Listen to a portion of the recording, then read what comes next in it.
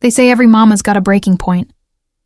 Mine came the day my own son looked me in the eye and said, "Ma, I need 300,000. And I ain't askin'. Before I get into the madness that turned my life upside down, make sure you subscribe. 'Cause what I'm about to tell you might just save another woman from losing her soul to guilt and manipulation.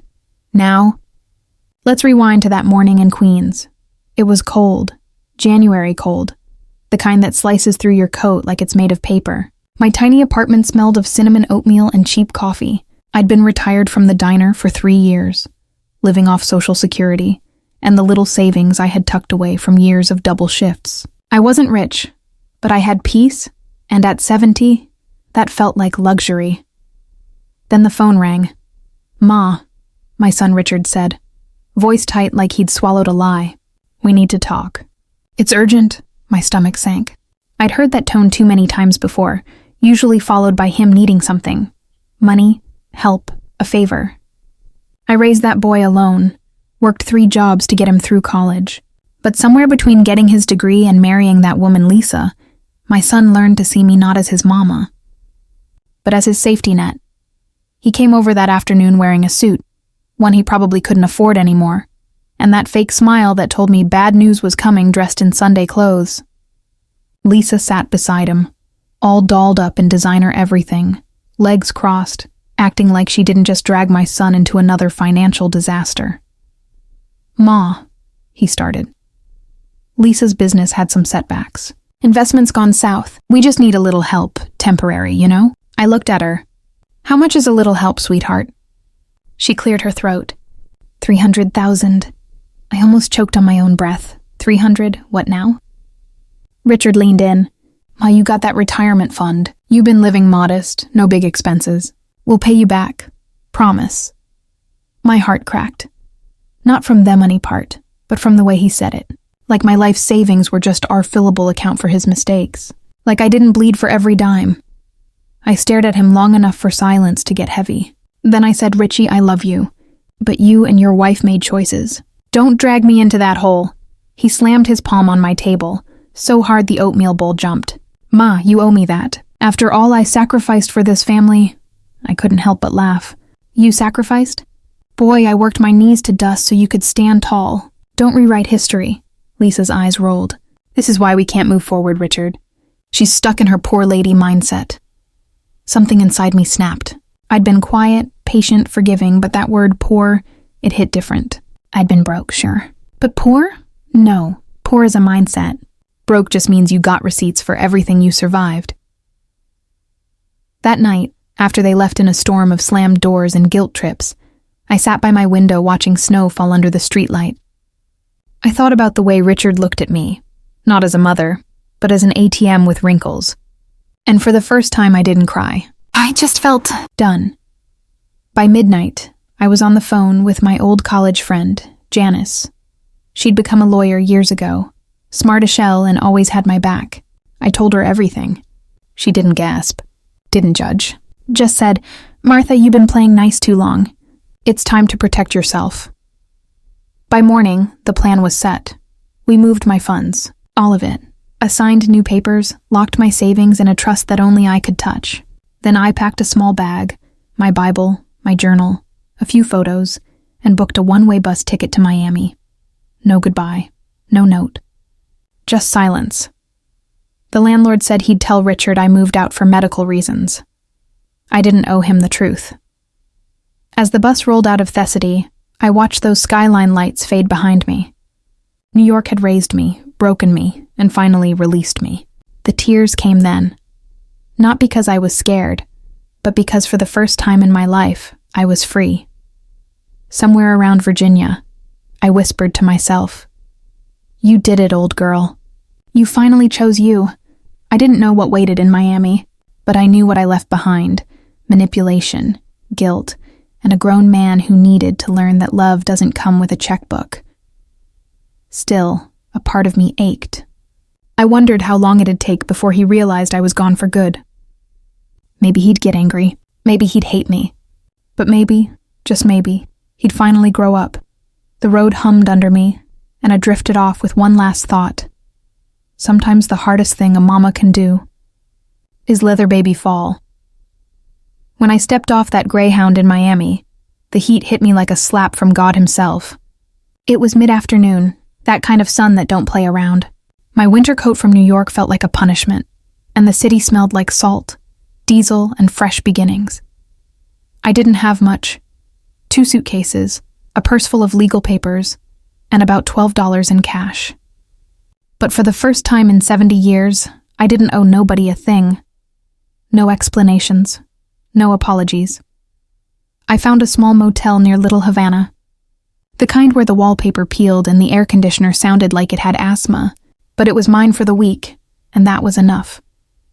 That night, I laid on that stiff mattress, staring at the popcorn ceiling, and whispered, "Lord, I ain't asking for much. Just give me peace, real peace." And maybe he heard me, 'cause the next morning I woke up different. I didn't feel scared, just empty, but in a clean, quiet way. I took my old notebook out. Theo and I used to write my grocery lists, bills, and recipes, and started writing something new. The rules of Martha. Rule number 1. Don't bail grown folks out of problems they made themselves. Rule number 2. Never let guilt sign your checks. Rule number 3. Freedom's expensive, but worth every dime. Every time I wrote, it felt like I was sweeping cobwebs out of my soul. A few days later, I found a senior center 2 blocks over that offered free lunch and bingo nights. I walked in just to cool off, but ended up staying for the company. That's where I met Carmen, a retired nurse with a laugh so loud you could hear it from the parking lot. She looked at me and said, "Girl, you look like you've been through it." I laughed. "You ain't wrong." Before I knew it, I was telling her everything. About Richard, about Lisa, about that $300K that nearly broke me. She didn't interrupt, just nodded and said, "Martha, sounds like you finally learned how to love yourself. That's the hardest kind of love there is." That woman became my rock. With her help, I found a small 1-bedroom apartment behind a Cuban bakery. The smell of fresh bread every morning felt like a blessing. I bought a used fan, a thrift store couch, and a second-hand TV that only got 3 channels. But honey, I was happy. Meanwhile, I started hearing whispers from back home. Richard had been calling my old landlord, showing up at my old diner job asking if anyone had seen me. Then, months later, Janet's called with news. "Richard's in trouble," she said. "The debt collectors came for him. There's talk of fraud. He might be facing charges." My heart twisted. As much as I wanted to stay stone cold, a mother's heart don't switch off easy. I asked, "Is he okay?" Janice sighed. "He's angry. Says you abandoned him." Abandoned. That word cut deeper than any knife. I wanted to scream that I didn't abandon him. I just stopped saving him from himself. But I stayed quiet. Sometimes silence says everything. Weeks turned into months. It picked up small work. Sewing for the ladies at church, helping the bakery owner with his books, even teaching a few seniors how to budget. They started calling me Miss M, and soon enough, I was the go-to lady for advice. Funny thing, I used to think my life ended when I left New York, but turns out, that was just the prologue. One day, Carmen convinced me to go speak at a women's group. "Tell your story," she said. "Somebody out there needs to hear it." I stood in front of that small crowd, hands trembling, and told them everything.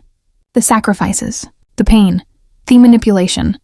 The moment I finally said, "No more," and when I finished, they clapped. But it wasn't polite clapping. It was raw, real, tear-filled applause. That night, a woman in her 50s came up to me crying. "Miss M," she said, "I've been paying my son's rent for 8 years. You just gave me the courage to stop." That's when it hit me. My story wasn't tragedy. It was testimony. I started writing more, speaking more. A little blog, then a local radio segment, then a podcast. People called in, sharing their own enough is enough stories. My pain had purpose now, but just when I thought my past was behind me, it showed up again. One Tuesday evening, I came home from the bakery and found a letter slipped under my door. The handwriting, shaky but familiar. "Ma," it read, "I'm sorry. I messed up bad. They're talking prison time. I don't know what to do. Please, I need you." I sat on that couch, letter trembling in my hands. My boy, my baby. Part of me wanted to get on the next flight to New York, to hug him, bail him out, fix everything like I used to. But another part, the wiser part, whispered, "Don't do it. You taught him love. Now let him learn consequence." That night, I cried like I hadn't in years, not because I regretted leaving, but because I finally accepted that freedom sometimes comes with heartbreak. Still, I prayed for him. Every night. God, protect my son, but don't protect his bad choices. Let him learn. Days later, I got a call from Janice again. Her voice was soft. "Martha, they arrested him today." Silence. Then, a strange calm came over me. Maybe this was how life balances itself. The son who fell, and the mother who finally rose. They say you can run from your past, but you can't hide from it forever. And that became real the day my phone rang, and I heard his voice again. The voice I thought I'd buried somewhere between my pain and my peace. "Ma, it's me." For a moment my heart stopped. I hadn't heard Richard's voice in almost a year, not since I packed my bags and vanished. He sounded different, slower, broken, like the years had finally caught up to him. "Ma, I'm sorry," he said. "I ain't got nobody else to call. They gave me a year, maybe more." The line went quiet except for his breathing. I didn't know what to say. 100 words sat on my tongue. Anger, love, regret. But none of them came out right. Finally, I whispered, "Where are you calling from, son?" "Rikers," he said. "They got me on fraud charges. Lisa, she left. Took everything." I closed my eyes. I could almost see that boy again. The same one I raised. The same one I used to rock to sleep when the world was cruel. "Ma, please," he said again, his voice trembling. "I know I did you dirty. I know I said things I can't take back. But I just need to hear your voice." I didn't answer right away. Instead, I stared out my window at the Miami sunset. That orange-pink glow painting the sky like God himself was reminding me beauty still existed, even after all the hurt. "Richard," I said softly, "you broke me, baby. You took everything I gave and still wanted more. I had to leave, not because I stopped loving you, but because I was drowning," he sniffled. "Ma, I get it now. I really do. I thought money fixed everything. But when I lost it all, Lisa, the house, my job, I realized you was the only person who ever showed up for me." Tears welled in my eyes. I wanted to hate him. I really did. But love, that stubborn, heavy kind of love, don't die easy. "Listen, Richie," I said. "You gotta face this, all of it. Every choice you made, every person you hurt. You don't need me to fix this time. You need to fix yourself." He cried quietly on the other end, then said something I'll never forget. "Ma, I ain't asking for bail money. I just need to know if you still love me." And right there, every wall I built, every tough shell I'd grown, cracked. "Baby," I whispered, "I'll love you till the day I stop breathing. But love don't mean I'll keep saving you." He didn't speak for a long time. Then he said, "That's fair." And the line went dead. I sat there in silence, the phone heavy in my hand. The weight of years, guilt, fear, anger, all sitting right in my chest. But beneath all that pain, something else bloomed. Pride. My son finally took responsibility. He finally saw me, not as a wallet, not as a weak old woman, but as a mother who'd done her part. That night, I couldn't sleep.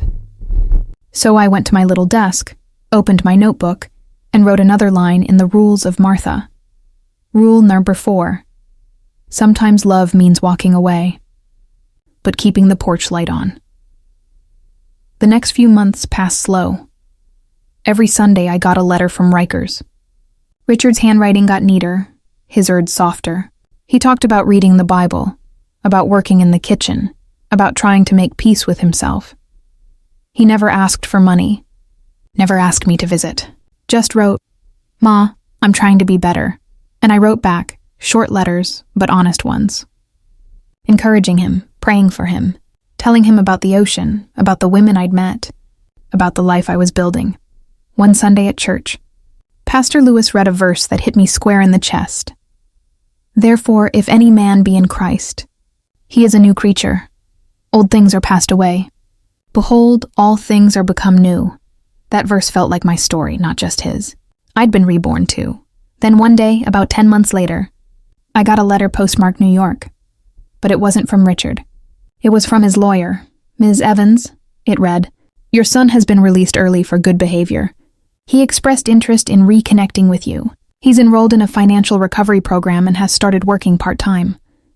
My hands trembled. My heart raced. I sat there on that same old couch, clutching that letter like it was life itself. I didn't know whether to cry or shout hallelujah. For days, I prayed on it. Should I let him back in my life? What if he changed? What if he didn't? Finally, I made a decision. I wrote him a letter. "Dear Richie, I'm proud of you. Real proud. You faced the storm and you're still standing. But before we see each other again, I want you to know something. I forgive you. Not because you deserve it, but because I deserve peace. When you're ready to meet, my door's open. But don't come looking for your old mama. She's gone. You'll be meeting the woman she became." I mailed it, and for the first time in years, I slept through the night. A week later, I was watering my little balcony plants when I heard a knock on the door. 3 gentle taps. I froze. My heart thudded so hard I thought it might jump out my chest. I opened the door, and there he was, older, thinner, eyes full of remorse and something else I hadn't seen in years. Humility. "Hey, Ma," he said, voice trembling. "You look good." And all I could say was, "You finally do too." We hugged. Long, quiet, and real. No words, no excuses, just forgiveness wrapped in tears. That day, I realized something sorrowful. Life doesn't give you clean endings. It just gives you the chance to start again, wiser, tougher, freer. You ever notice how quiet forgiveness can be? Folks think it's all tears and hugs and dramatic music, but sometimes it's just silence. That's how it was that day. Me and Richard sitting in my little Miami apartment, 2 mugs of cheap coffee between us, not saying a word. He looked older. Not just in the wrinkles or the tired eyes, but in the way he held himself.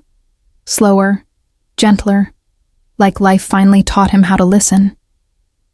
I asked, "So, you found a job?" He nodded. "Yeah, been working construction. Ain't much, but it's honest. That word meant more tome than any paycheck ever could. We sat there awkwardly, both waiting for the other to break the ice. Finally, he said, "Ma, I never thought I'd see you again." I smiled faintly. "I didn't think I'd let you, to be honest." He chuckled, rubbing his neck like he used to when he was a boy caught lying about skipping class. I deserved that. We talked for hours that day, about the old neighborhood, about Lisa, about the wreckage he'd crawled out of. He told me she'd taken his car, sold his stuff, disappeared. "But it's okay," he said. "I needed to lose her to find myself." That hit me hard, because deep down, I knew I'd needed to lose him too, to find me. He stayed for dinner. Nothing fancy, just some baked chicken, collard greens, and cornbread I'd made from scratch. When he took that first bite, he grinned like a kid again. "Damn, Ma, nobody cooks like you." "Watch your mouth," I teased, though it made me smile. It felt good, for a moment. Like the old days, but deep inside, I could feel something fragile, like glass underfoot. One wrong step, and it'd all shatter. After he left that night, I sat alone on my couch thinking, could I really trust him again? Or was I just clinging to a ghost? The boy he used to be, not the man he'd become. Next morning, I found him sitting outside my building, sipping coffee from a paper cup. "Morning, Ma," he said, smiling like it was the most normal thing in the world. I raised a brow. "You plan on moving in or what?" He laughed. "Nah, just didn't want to lose you again." That line hit somewhere deep, because I realized, as much as I'd rebuilt my peace, I'd missed having family. The sound of someone else's laughter in my kitchen. The feeling of being needed, not for money but for love. So I let him in, slowly. Weeks turned into months. He'd help around the building, fix things, run errands for the neighbors. Folks started calling him Miss M's boy, like it was a badge of honor. I could see him trying, really trying. But healing ain't a straight line. One afternoon, I came home from the grocery store and noticed my old jewelry box sitting open. Nothing expensive. Just some costume pieces and a gold locket from my mama. Richard was in the kitchen, and my heart sank before I even spoke. "Richie," I said, "you been in my room?" He froze. "Ma, I swear I was just dusting." I wanted to believe him. I really did. But the memories, the lies, the manipulations, the years of being used came flooding back like a storm. "I'm sorry," I whispered. I can't go through that again." He looked me dead in the eye and said, "Then don't, Ma. I ain't that man anymore." And somehow I knew he meant it. We both stood there, shaking, crying, scared. Because forgiveness is messy like that. It's never clean or easy. Later that night, I sat out on the balcony, the Miami breeze brushing my face, and thought about all the years I spent trying to fix him. Maybe I'd been so busy saving him that I forgot he had to save himself. He came out quietly, holding 2 mugs of cocoa. "Peace offering," he said. I laughed, taking the mug. "You always did know how to sweet-talk your way out of trouble." "Yeah," he grinned. "But this time I'm not lying." We sat there for a long time, talking about everything and nothing. About faith, about failure, about how sometimes you gotta lose everything to appreciate what little you have left. Then he said something that changed everything. "Ma, you remember when you left? I hated you for that, but it's the best thing you ever did for me." I turned to him, eyes wet. "Why's that?" "'Cause it made me realize nobody's coming to save me, not even you. And once I accepted that, I started saving myself." That moment, that sentence, was the closure I didn't even know I needed. He reached into his pocket and pulled out a folded photo. It was the 2 of us from years ago. Me in my diner uniform, him holding a baseball bat with a missing front tooth. "I kept this the whole time," he said softly. I smiled, touching his hand. "Then maybe you didn't lose everything after all." We sat there until the stars came out. Just a mother and her son, not perfect, not healed, but trying. And for the first time in a long, long while, I didn't feel broken. I just felt human. You know that feeling when you finally wake up one morning and realize, this is your life again? No one controlling it, no one draining it, just peace. Real peace. That's what I felt the first time I stood in front of a crowd of women at the community center and told my story. Not as a victim, not as somebody's mama, but as Martha Evans, 70 years old, broke once, broken twice, but finally, free. Carmen had set it up, my best friend, my biggest cheerleader. "Girl," she'd said, "you been through hell and came back holding a map. Don't keep it to yourself." So I stood on that stage, microphone shaking in my hand, staring at 50 faces. Some young, some old, all tired in the same way I used to be. Tired of giving, forgiving, and being forgotten. "My name's Martha," I began, voice cracking. "And for most of my life, I thought love meant sacrifice. But it don't. Real love means boundaries. It means saying, enough." The room went still. Then one woman in the back, maybe in her 30s, eyes red like she'd been crying for years, whispered, "Preach."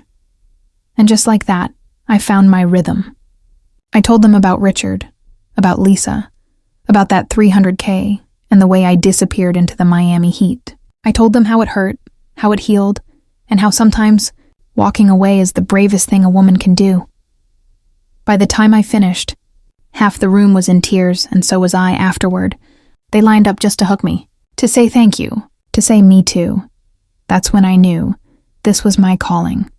I started doing it every month, sharing, teaching, listening. The senior center turned into a sanctuary for women who'd lost their voices. We called it the Reclaim Circle. No judgment, no pity. Just truth and healing. Richard started helping out too, setting up chairs, serving coffee, sometimes just sitting in the back, quietly, proud.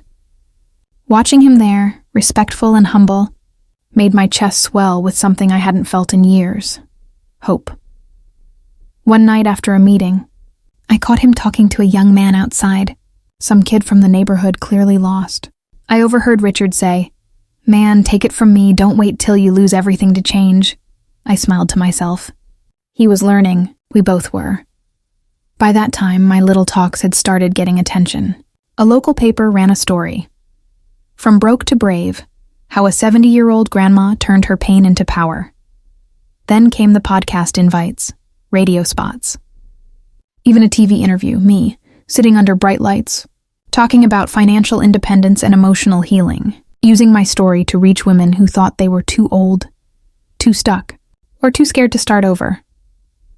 I used to think my purpose died when my marriage ended, or when my son betrayed me. Turns out, those were just the fires I had to walk through to find it. Every paycheck I earned from those speaking gigs, I didn't spend on fancy clothes or vacations. Nope. I started a fund, a small foundation for women leaving abusive or manipulative homes. We helped them find jobs, set up bank accounts, rebuild their lives brick by brick. I called it the Second Light Project. Because for women like me, life doesn't end at the dark. It begins when you find your second light. Carmen, of course, ran the show beside me. "Martha," she'd say, "you're out here building an empire at 70. Who does that?" I'd laugh. A woman who's done apologizing for surviving. One day, after one of my talks, a young reporter asked me, "Miss Evans, if you could say one thing to your younger self, what would it be?" I looked straight into the camera and said, "Stop mistaking guilt for love, and don't ever be afraid to choose yourself, even if it means losing people you thought you couldn't live without." That clip went viral. Thousands of women wrote me saying I gave them courage to finally walk away from what was breaking them. It was overwhelming, in the best way. And through it all, Richard stayed by my side. He didn't just rebuild his life, he became my biggest supporter. He'd drive me to my events, manage my emails, even speak at a few of them.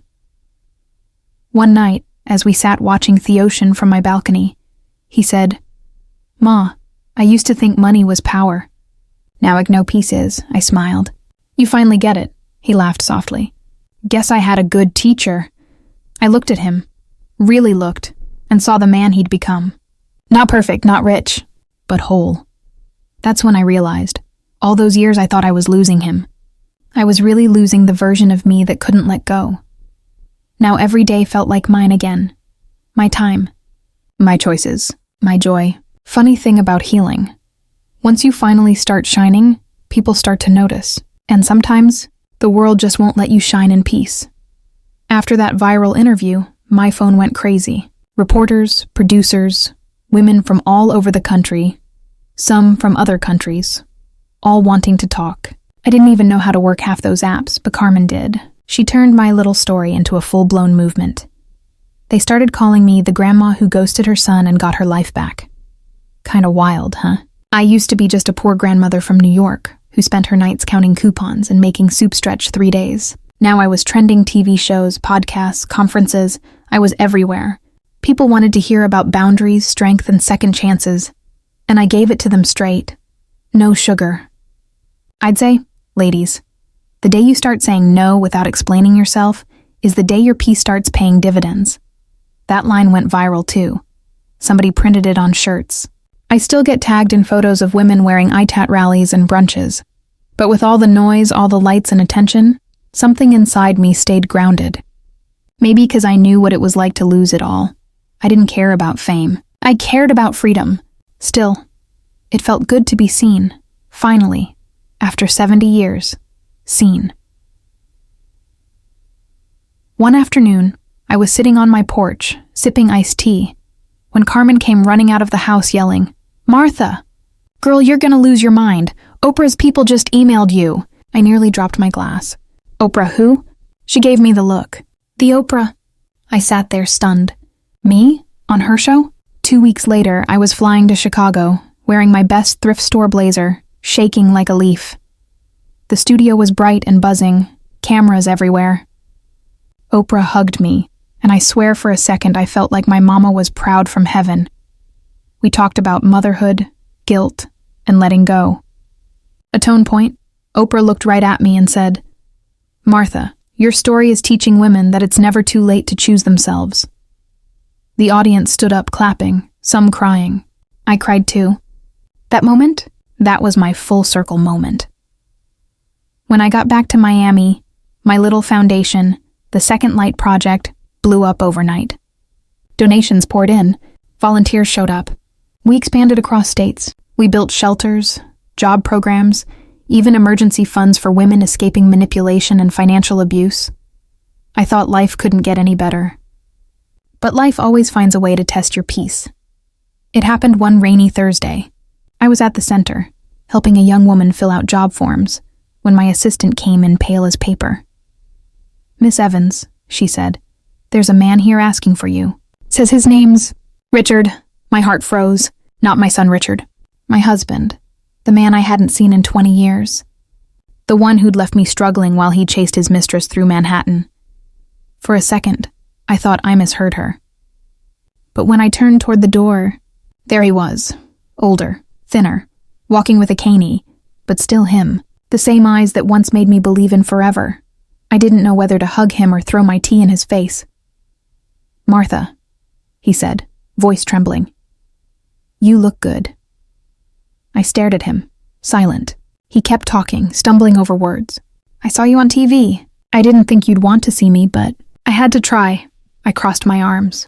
"Took you 20 years and a cable subscription to figure that out?" He chuckled nervously. "Guess I deserve that." I wanted to hate him. I really did. But there was something in his eyes. Regret.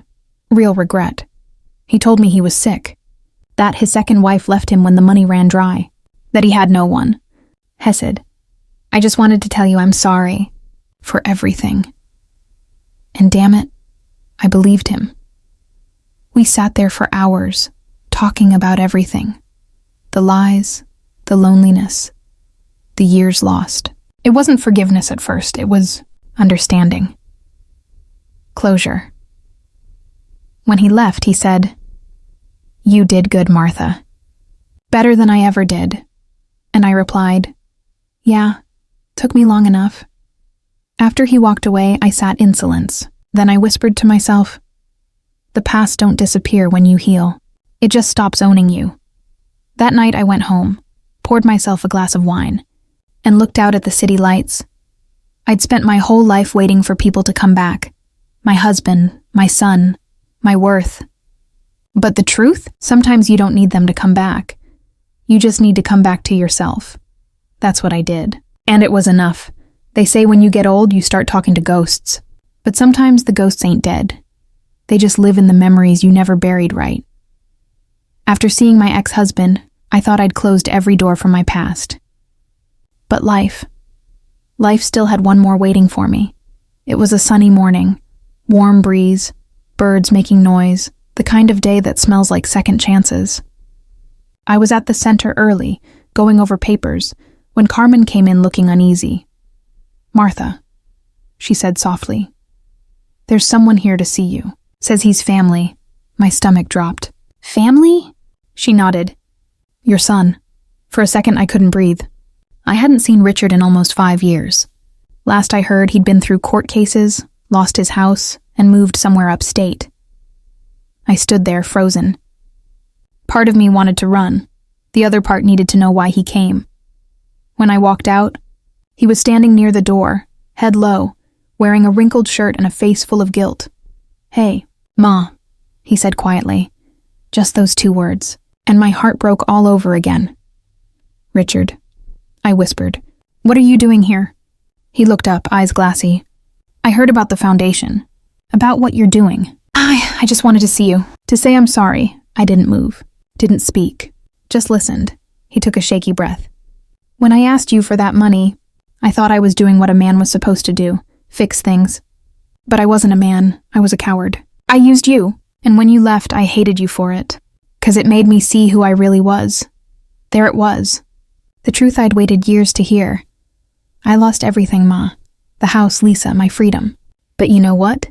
That day you disappeared. That was the day you saved me. You just had to let me fall."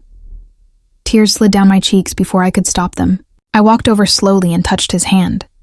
"I loved you too much to keep saving you," I said. "Sometimes love looks like walking away." He nodded, crying now too. "I know, and I'm grateful. You gave me a second chance, even if I had to earn it the hard way." We hugged, really hugged, for the first time in maybe 20 years. And in that hug, all the years of anger, guilt, and silence melted away. We spent the afternoon together, talking, laughing a little, remembering better days. He met some of the women from the center, helped carry boxes, even gave a short talk about taking responsibility. He wasn't the same man who'd once demanded my money. He was gentler, realer. Later that night, I sat on my porch staring at the sunset. The sky looked like gold melting into pink, a perfect ending to a long, hard story. Carmen joined me with 2 mugs of tea. "You okay, old lady?" I smiled. "For the first time in forever, yeah," she grinned. "You ever think you'd get this far?" I laughed softly. Back when I was sleeping on that cold New York couch, I couldn't even see past the next morning. But God had plans, she nodded. "You turned pain into purpose, girl." "That's rare." I looked out at the horizon and whispered, "I just stopped letting pain be the driver." That night, I wrote something in my journal, something I'd later read at my last public event before retiring. To every woman who's ever been told she's too old, too weak, too dependent, you are none of that. You are the backbone of every story that ever mattered. Love deeply, but never lose yourself in the loving. Give, but don't bleed for those who won't bandage you back. And when you finally walk away, don't look back. Your power's waiting ahead. That quote spread everywhere. Printed, shared, painted on murals. They said it gave women courage to start over. And that's how I knew my story was complete. Richard and I stayed close after that. He never became rich, but he became good, and that's better than any bank account. He helped me run the center, spent time with the women and their kids, and even started a small counseling program for men learning how to be better fathers and husbands. When I turned 75, they threw me a celebration at the center. Hundreds came, old friends, students, even some strangers who said my words saved them. I sat there watching everyone laugh, dance, live, and I thought, this is what peace looks like. Carmen clinked a glass and said, "All right, y'all, Miss Martha's got one last thing to say." I stood, smiled, and looked around the room full of faces glowing under string lights. "You know," I began, "I spent half my life begging for love, and the other half learning to give it right, and somewhere in between I found myself." The room went quiet, everyone listening. So if you ever think it's too late to start over, remember me, a broke grandmother from New York who lost everything, disappeared, and came back shining. You don't need permission to take your power back. You just need to say, "Bet," and go. The crowd laughed, clapped, cried, some all at once. That was my last speech. My last lesson. My last goodbye to the woman I used to be. Now, when I sit on that porch, watching the Miami sky fade into stars, I think of everything I lost, and how it gave me everything I needed. My son lost his freedom once, but found his soul. And me, I lost my past, but found myself. If Grandma's story hit you deep, if you've ever had to rebuild, restart, or rise again, then make sure you subscribe to this channel. 'Cause stories like this, they remind us that even at 70, you can still flip the script and start your next chapter.